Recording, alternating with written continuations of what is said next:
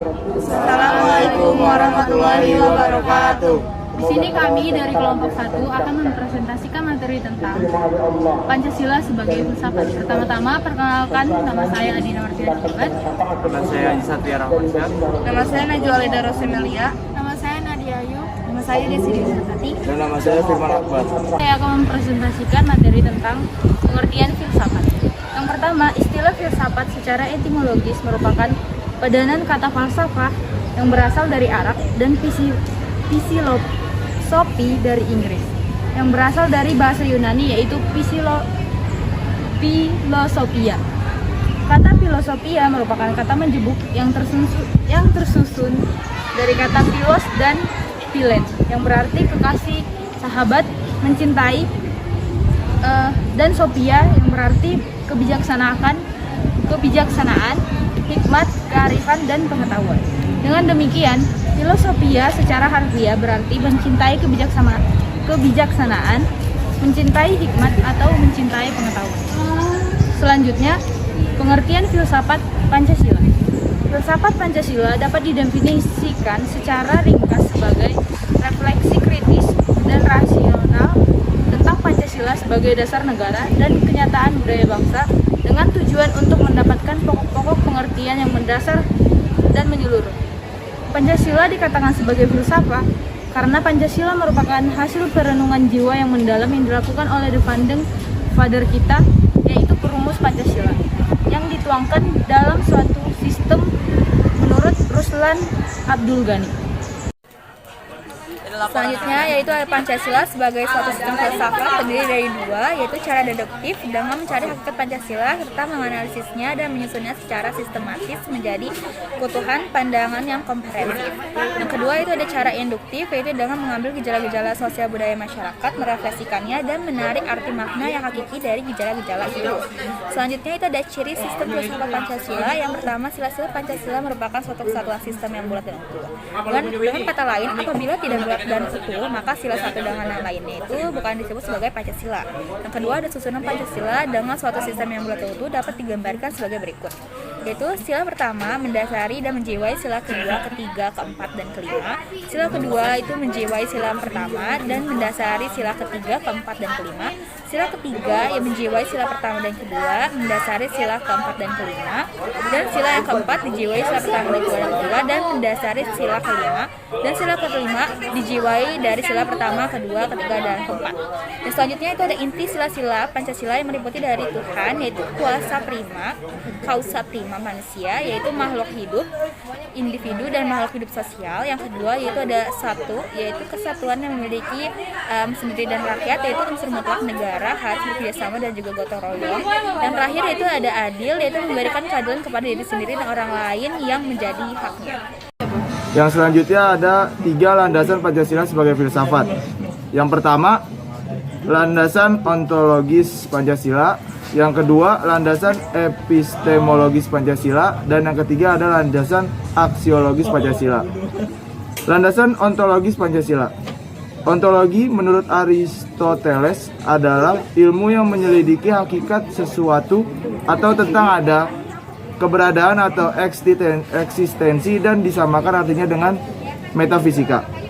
Dasar ontologis Pancasila pada hakikatnya adalah manusia yang memiliki hakikat mutlak, yaitu monopluralis atau monodualis. Karena itu juga disebut sebagai dasar antropologis. Subjek pendukung pokok dari sila-sila Pancasila adalah manusia. Hal tersebut dapat dijelaskan bahwa yang berketuhanan yang Maha Esa, yang berkemanusiaan yang adil dan beradab, yang berpersatuan, yang berkerakyatan yang dipimpin oleh hikmat kebijaksanaan dalam permusyawaratan atau perwakilan, serta yang berkeadilan sosial pada hakikatnya adalah manusia.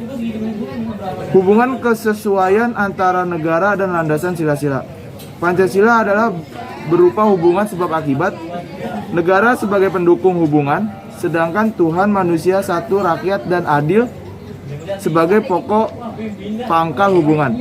Landasan sila-sila Pancasila yaitu Tuhan, manusia, satu, rakyat, dan adil adalah sebagai sebab, dan negara adalah sebagai akibat.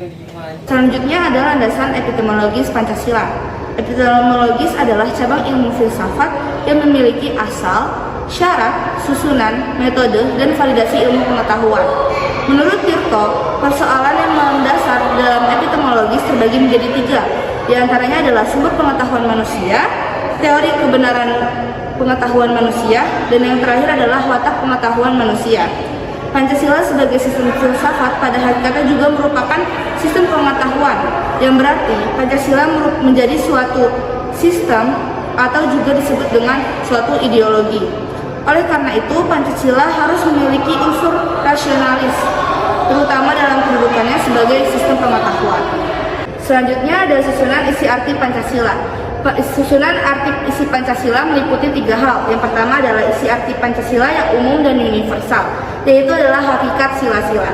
Pancasila yang merupakan intisari Pancasila, sehingga merupakan pangkal tolak dalam pelaksanaan dalam bidang kenegaraan dan tertib hukum di Indonesia, serta dalam realisasi praktis dalam berbagai bidang kehidupan yang konkret. Selanjutnya yang kedua adalah isi arti Pancasila yang umum dan kolektif, yaitu isi arti Pancasila sebagai pedoman kolektif negara dan bangsa Indonesia, utama dalam tertib hukum di Indonesia. Selanjutnya yang ketiga, ada isi arti Pancasila bersifat khusus dan konkret, yaitu isi arti Pancasila dalam realisasi praktis dalam berbagai bidang kehidupan sehingga memiliki sifat khusus, konkret, serta dinamis. Landasan aksiologis Pancasila. Di sini itu istilah Pancasila sebagai suatu sistem filsafat memiliki satu kesatuan dasar aksiologis, yaitu nilai-nilai yang terkandung dalam Pancasila pada hakikatnya juga merupakan suatu kesatuan. Aksiologi Pancasila itu mengandung arti bahwa kita membahas tentang filsafat nilai Pancasila. Selanjutnya itu aksiologi adalah teori nilai, yaitu sesuatu yang diinginkan. Nilai atau value dalam bahasa Inggris itu berasal dari kata Latin yang artinya itu kuat, baik, dan juga berharga. Dalam kajian filsafat ini merujuk pada sesuatu yang sifatnya itu abstrak. Sifat abstrak itu yang dapat diartikan sebagai keberhargaan atau worth, atau kebaikan itu yang artinya itu goodness. Nah, yang terakhir itu nilai itu sesuatu yang berguna. Nilai juga mengandung harapan akan sesuatu yang diinginkan. Lalu ada macam-macam teori tentang nilai. Yang pertama itu ada Walter G. Everett menggolongkan nilai-nilai manusia dalam 8 kelompok. Yang pertama itu adalah nilai-nilai ekonomis, yang kedua nilai kejasmanian, yang ketiga nilai hiburan, dan yang keempat nilai sosial, yang kelima nilai watak, yang keenam nilai estetis, yang ketujuh nilai intelektual, dan yang ke-8 nilai keagamaan. Lalu juga ada macam-macam teori tentang nilai Notagoro. Dia membagi menjadi 3 macam, yaitu nilai material, nilai vital, dan juga nilai kerohanian. Dan nilai kerohanian ini dapat dibagi menjadi 4, yaitu nilai kebenaran, nilai keindahan, nilai kebaikan, dan juga nilai religius. Selanjutnya ada nilai dalam filsafat Pancasila. Yang pertama itu ada nilai dasar, yang berarti asas-asas yang kita terima sebagai dalil yang bersifat mutlak. Yang kedua itu ada nilai instrumental, yang berarti terbentuk norma sosial dan norma hukum yang selanjutnya akan terkristalisasi dalam peraturan dan mekanisme lembaga-lembaga negara. Dan yang terakhir itu ada nilai praktis. Nah, nilai ini itu sesungguhnya kita laksanakan dalam kenyataan. Nilai ini merupakan batu ujian apakah nilai dasar dan nilai instrumental itu benar-benar hidup dalam masyarakat. Jadi di sini pertanyaan pertama, apa itu kehilangan itu? Kalau dari pandangan saya, filsafat itu berarti itu merupakan kajian atau prinsip dari seseorang yang akan menjadikan itu sebagai pedoman untuk ya diibaratkan seperti itu yang akan menjadi arah lajunya suatu kehidupan gitu. Menurut Abang, apakah ada hubungan antara filsafat dengan Pancasila? kalau ditanya hubungan antara filsafat dengan Pancasila sudah pasti ada. Yang dimana yang kita ketahui itu Pancasila itu sendiri merupakan dasar dari pemikiran seseorang. Jadi yang seperti saya katakan tadi, filsafat itu ya seperti kajian dari seseorang seperti itu. Jadi ya Pancasila yang kita ketahui itu ya pemikiran dari pendiri bangsa kita yang dimana yang dicetuskan di BPUPKI gitu. Jadi ya hubungannya sudah pasti ada filsafat dengan Pancasila tersebut. Menurut Abang, contoh Pancasila sebagai filsafat dalam kehidupan sehari-hari? Ya, seperti yang kita tahu ya, isi dari Pancasila itu kan terdapat dari 5 yang kita ketahui itu. Misalnya kalau dari pandangan saya, bagaimana sih penerapan filsafat sebagai pandangan dari Pancasila sebagai filsafat itu ya, seperti yang pertama itu misal kerukunan antar umat beragama, saling menjaga, saling mengikuti peraturan yang telah diadakan seperti itu. Yang pasti lebih ke inti-inti dari kelima isi dari Pancasila tersebut. Sebagai warga negara Indonesia nih Bang, apakah Bang udah menerapkan Pancasila sebagai filsafat? Ya, kalau saya sendiri dibilang, menurut saya sudah. Yang dimana ya saya sudah menjaga ketentraman sesama umat beragama, mengikuti peraturan-peraturan yang ada gitu. Jadi menurut saya sudah menerapkan itu. Menurut Abang nih, gimana sih tanggapan Abang tentang masyarakat yang belum menerapkan Pancasila sebagai filsafat dalam kehidupan sehari-hari?